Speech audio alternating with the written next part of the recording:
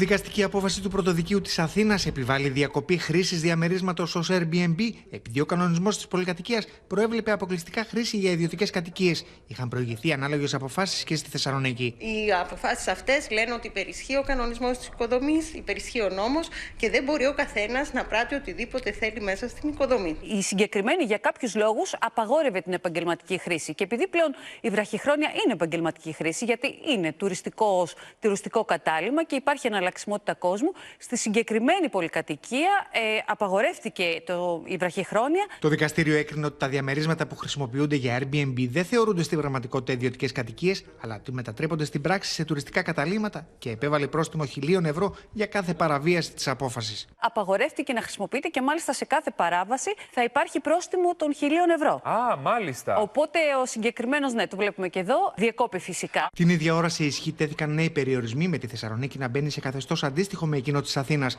καθώς παγώνουν ως το τέλος του χρόνου οι νέες εγγραφές στο Μητρό Βραχυχρόνιας Μίσθωσης για το ιστορικό και εμπορικό κέντρο. Είναι ένα μέτρο το οποίο παγώνει κάποιες επενδύσεις που ούτως ή άλλως θα γινόντουσαν στο Airbnb.